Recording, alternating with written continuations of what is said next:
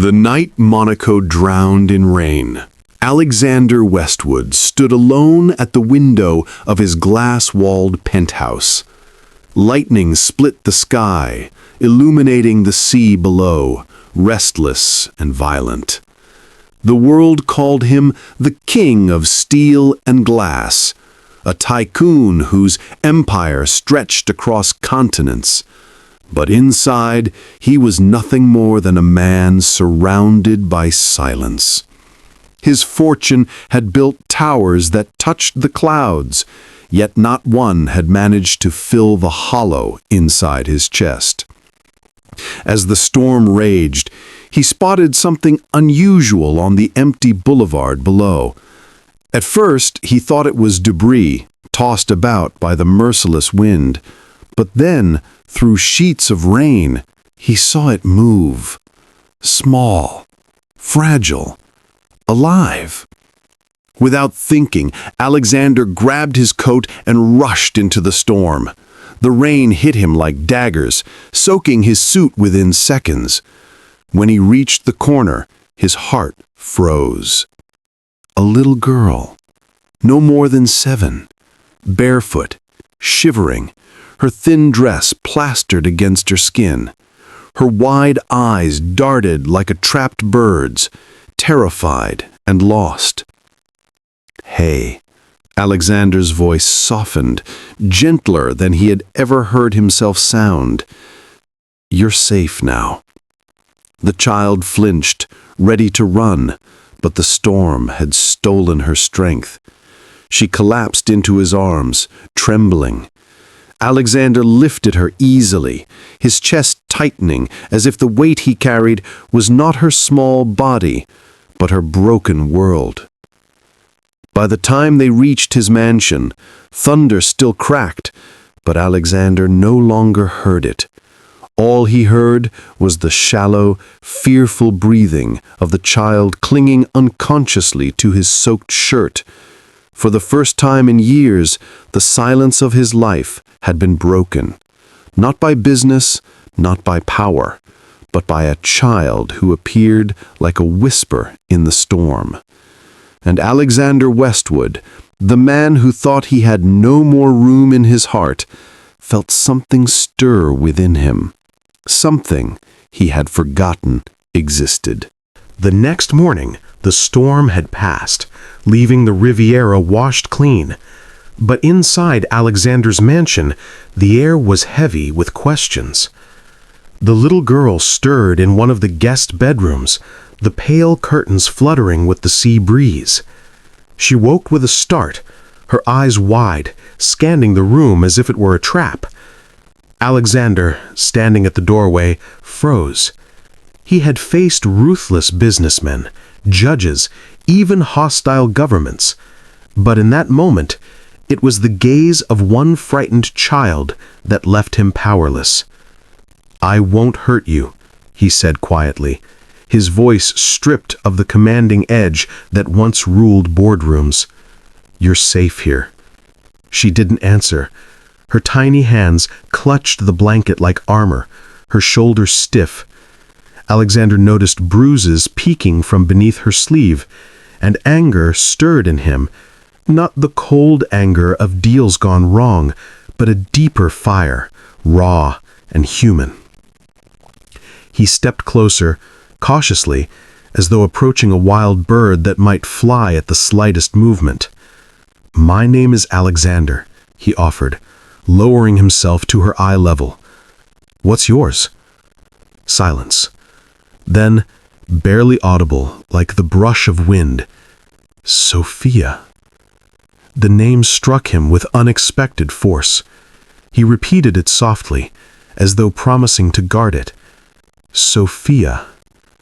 That day, he tried to ease her fears. He had a tray brought with warm bread, fruit, and hot cocoa. But when he set it on the table, Sophia didn't move. Only when he left the room did she creep toward it, eating as though the food might vanish if she wasn't quick enough. Watching unseen from the doorway, Alexander's chest tightened. He was a man who could buy palaces, yet he realized how little it took to remind this child of survival. Food, warmth, and the fragile illusion of safety. That night, as shadows stretched across the mansion's high ceilings, Sophia wandered timidly into the hallway. She didn't say a word, but Alexander understood. He guided her to a smaller room closer to his own, so she wouldn't feel lost in the endless corridors. When thunder rolled again in the distance, she whimpered, covering her ears. Without hesitation, Alexander sat beside her bed, his presence steady. "The storm can't reach you here," he assured her. For hours, he remained watching her small form curl beneath the blankets, until her breathing slowed, steady and calm. In those quiet hours, something irreversible shifted in Alexander Westwood. He was no longer simply a billionaire watching over a stranger. He was a man who had taken the first step into fatherhood, without even realizing it. Days passed, and though Sophia was safe in Alexander's mansion, the shadows of her past followed her. At night, the silence would shatter with her muffled cries. Alexander would find her curled under the blankets, fists clenched, eyes wet with terror. "Please, don't," she would whisper in her sleep. Those words cut deeper than any boardroom betrayal ever had. Alexander, a man who once dismissed weakness as a liability, now found himself sitting for hours beside a trembling child whispering, "You're safe, Sophia. No one will hurt you here." The more he tried to soothe her, the clearer the truth became. Sophia was not simply lost. She was running from something darker. One evening, Alexander called his trusted aide Marcel and spoke words that surprised even himself.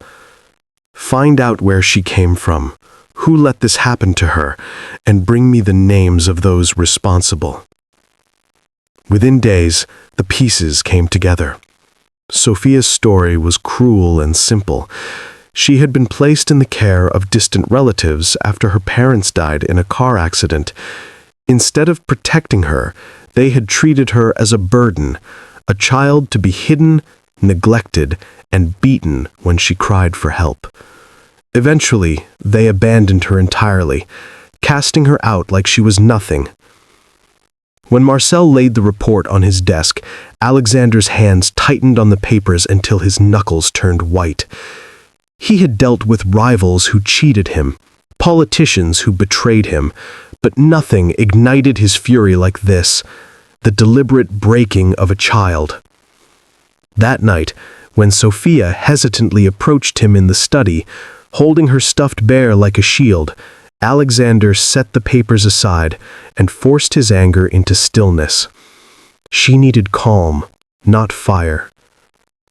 "Do you like stories?" he asked gently. Sophia's eyes flickered with curiosity. He began to tell her tales, not of mergers or empires, but of the sea, of ships braving storms, of little birds finding their way home. His voice, once sharp and cold, softened into something she leaned toward.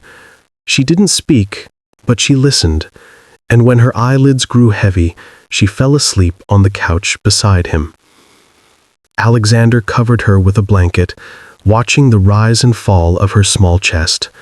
For the first time, he understood that his war was no longer with competitors. It was with the shadows of Sophia's past, and it was a battle he was determined to win.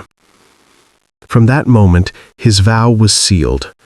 He would not only shelter her, he would erase every fear etched into her heart. The day of the hearing arrived, and the air around the courthouse in Paris was heavy with curiosity. Reporters swarmed the steps like vultures, cameras flashing, pens scratching. It wasn't often that Alexander Westwood, the ruthless billionaire of Monaco, was seen outside the world of business empires and stock markets. But today was different. Today, he wasn't here for contracts. He was here for Sophia. Inside the marble-floored courtroom, Alexander sat straight-backed, his tailored suit as sharp as ever, but there was a fire in his eyes the public had never seen. Beside him sat Sophia, small and fragile, her hand clutching his tightly. She wore a simple white dress and held her stuffed bear in her lap, the only shield she had ever known.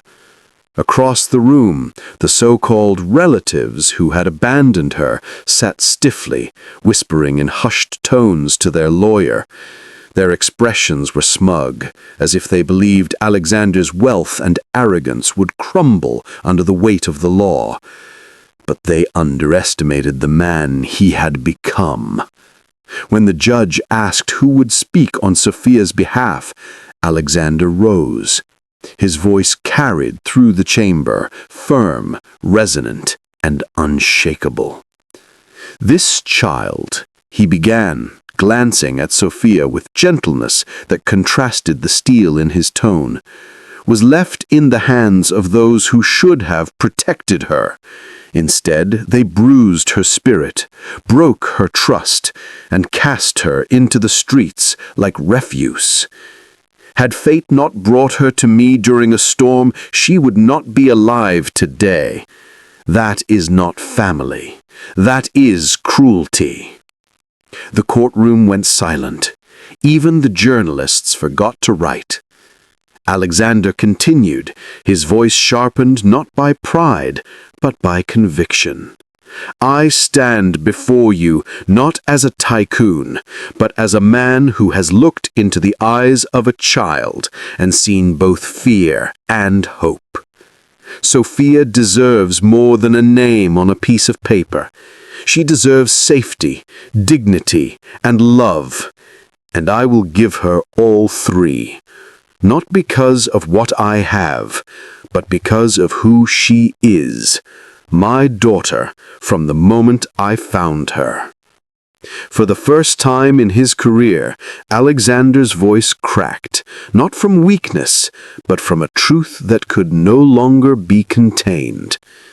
The relatives tried to object, claiming he was unfit, that he was chasing sympathy, but their lies collapsed under evidence.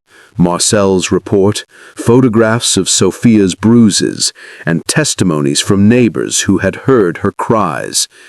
The judge's gavel struck through the chamber like thunder.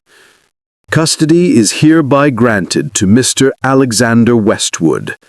Sophia blinked, wide-eyed as if the words were too heavy to understand. But when Alexander knelt and opened his arms, she rushed into them, burying her face against his chest. The courtroom watched as the feared tycoon's arms wrapped around a little girl, not as a protector of wealth, but as a father. Outside, cameras flashed wildly, but the headlines had already written themselves. "The billionaire who chose a child over power." That night, back in Monaco, as Sophia slept soundly for the first time without fear of being taken away, Alexander stood by her door, his heart steadied with a new kind of victory. He had won countless battles in his life, but this was the only one that truly mattered. The courtroom victory was only the beginning. Sophia was safe now, but Alexander knew her story was not unique. For every child rescued, there were thousands more still lost in the shadows. The thought gnawed at him during sleepless nights. One evening, as he watched Sophia draw by the fireplace, her small hands sketching a sun that filled the page with light, he felt a spark of clarity. This was not just about one child. This was about building something that could change the lives of many. And so Alexander Westwood, the man once known for steel and glass, laid the foundation for something entirely different. He called it Maison de Lumière, the House of Light. But unlike his skyscrapers of chrome and marble, this building was born from warmth. Its walls were painted in colors that made children smile: soft yellows, gentle blues, and vibrant greens. Instead of towering boardrooms, it had libraries filled with stories waiting to be discovered, music rooms where little fingers could find rhythm on piano keys, and gardens where laughter would echo louder than any storm. When the first group of children arrived, Sophia was there to welcome them. She stood proudly beside Alexander, holding his hand, her voice soft but sure as she whispered, "It's okay. This is home now." The press once again flooded the scene, but the tone had shifted. The same media that had painted Alexander as ruthless now hailed him as a visionary of compassion. Headlines read, "From empire to sanctuary, the tycoon who built homes, not towers." Alexander Westwood's House of Light brings hope to Monaco's forgotten children. But for Alexander, it wasn't about headlines. It was about moments, like when a boy who hadn't spoken in months finally laughed while chasing Sophia in the garden, or when a girl placed her first book on the shelf and whispered, "This is mine." At night, when Sophia slept peacefully, Alexander often walked through the halls of Maison de Lumière. He would stop by the dormitories, watching the children curled under blankets, safe and warm. For the first time, he felt that his wealth had created something more enduring than towers of glass, something human, something eternal. Sophia became the heart of it all. She wasn't just a child who had been rescued. She was the light guiding other children out of their own darkness. And Alexander, who once measured success in profits, now measured it in smiles, in laughter, in the quiet trust of children who finally believed they were safe. The tycoon who once lived in silence had built a chorus of voices, and every time Sophia called him Papa, he knew he had built not just a house of light, but a life filled with it. Time passed, and with each season Sophia grew, not just in height, but in spirit. The shadows in her eyes slowly gave way to a light that Alexander had never thought he would see. She was no longer the trembling child from the storm. She was a daughter, vibrant and full of wonder. Their days together became a mosaic of small, imperfect, but priceless moments. In the mornings, Alexander, who once measured his schedule down to the second, now found himself waiting outside Sophia's school gates, the same tycoon who once commanded boardrooms, now clutching a paper cup of coffee like any other father. The first time Sophia spotted him waiting, her smile had lit up her whole face. She had run into his arms shouting, "Papa!" a word that struck his heart harder than any deal ever had. Evenings were filled with laughter and disasters. Alexander once tried baking cookies for Sophia after she mentioned craving them. The result was a tray of charred lumps, black as coal. Sophia had giggled until tears rolled down her cheeks, teasing him mercilessly. Yet she still ate one, declaring, "It's perfect because you made it." For Alexander, that burned cookie was worth more than any banquet he had ever attended. There were softer moments, too. Nights when thunder rolled across the Riviera, Sophia would still wake, trembling. She would rush into Alexander's study, where he often sat working late. Without a word, she would climb onto his lap, clutching her stuffed bear. He would close his laptop, wrapping his arms around her, whispering, "I'm here, Sophia, always." Slowly, the storm in her heart would quiet. He learned to braid her doll's hair, though his fingers were clumsy. He attended her school play, sitting in the front row in his sharp suit, cheering louder than anyone else when Sophia sang her lines. To the world, Alexander Westwood was still a billionaire. But in Sophia's eyes, he was simply Papa. And for Alexander, that was enough. His empire of steel and glass still stood, but it no longer defined him. What defined him now were bedtime stories told in a soft voice, laughter shared over spilled paint and broken toys, and the tiny hand that slipped into his whenever they walked together. For the first time in his life, Alexander Westwood understood wealth not as numbers in a bank, but as love measured in moments that could never be bought. One evening, the sky above Monaco was painted in soft shades of rose and gold, the sea below reflecting every flicker of fading light.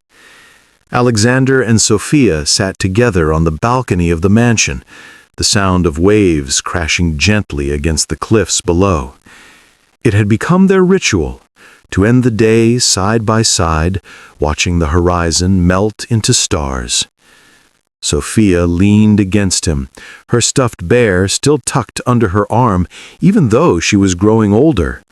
For a while, they sat in silence, the kind of silence that was no longer empty, but filled with peace. Then, her small voice broke the quiet. "Papa?" Alexander turned, brushing a strand of hair from her face.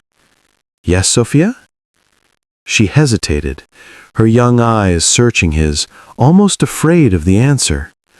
"Why did you save me that night? You didn't even know me. Why?" The question struck deep. Alexander felt the weight of it settle on his chest.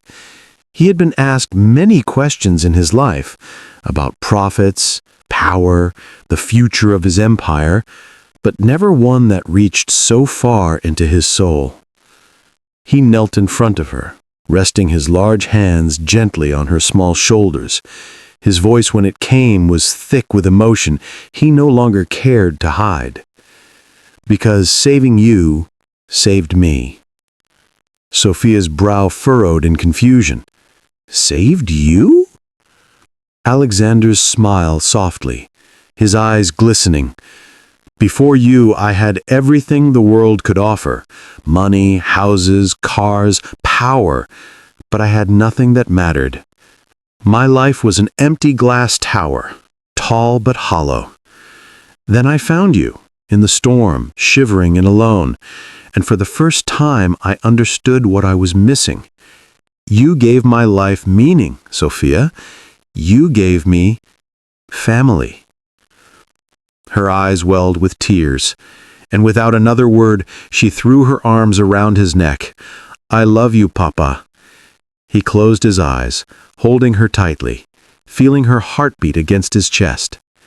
"And I love you, more than anything." As the stars bloomed across the night sky, Alexander Westwood realized that his greatest legacy would not be his empire of steel or his fortune of billions. His true legacy sat in his arms, a little girl who had turned his silence into laughter, his loneliness into belonging, his empire of glass into a home of light. The storm that had brought them together was long gone. What remained was a bond unbreakable, forged not by blood, but by love. And in that moment, Alexander understood he hadn't just saved a child, she had saved him too. We invite you to join Lightstories if this story strikes a chord with you, makes you smile, or stirs up strong emotions in you. Each story is meant to uplift, heal, and remind you of the beauty that comes from human connection. Share this story with someone who believes in kindness and second chances by clicking the subscribe button and turning on the notification bell. Keep your heart open till we cross paths again, because you never know when someone might ask, "Can I join you here?"